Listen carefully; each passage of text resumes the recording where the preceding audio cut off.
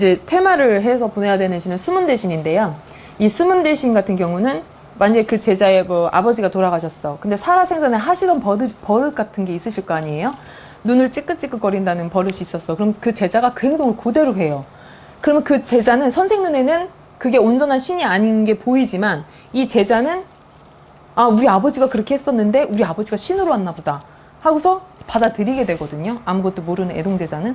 그럼 그거를 선생들은 보고서 얼른 옳은 판단을 해서 불릴신이 아니라 그거는 잡신이기 때문에 돌을 닦고 온 양반이 아니기 때문에 얼른 테마를 해서 보내드려야 되는 거죠.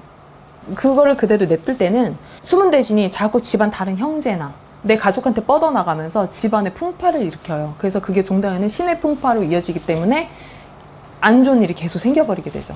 그런 신을 잘못 받았을 때는 얼른 신을 테마를 해야 됩니다. 몇 가지 이유가 있는데 이제 첫 번째 이유를 들자면 산소탈이 있어요.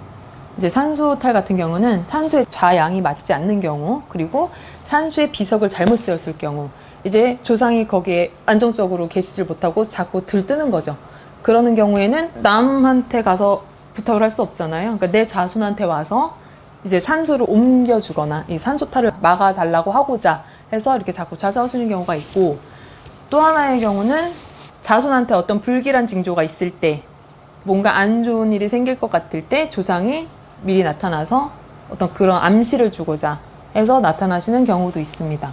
그리고 또 하나는 원혼기들, 그러니까 갑자기 이제 교통사고가 나서 비명 행사를 했거나 아니면 억울하게 한을 많이 뿜고 자살을 했거나 이런 경우에는 북만산천을 넘어가지를 못하고 북만산천에 매이게 돼요. 그래서 그런 경우에는 자손을 찾아와서 원혼이 많기 때문에 이제 천도를 해달라고, 길을 닦아달라고 그런 이제 의중으로 오시는 경우가 있죠. 어떤 조상이든 자손을 해하려고 오는 조상은 없어요. 얼마나 귀중한 내 새끼고 내 손주고 한데 해하려고 오겠어요. 그런 경우는 없고, 대신 당신들이 원하고자 하는 거를 알려주기 위해서 그거를 부탁하고자 해서 오시는 거지 자손을 해하려고 오는 조상은 없습니다.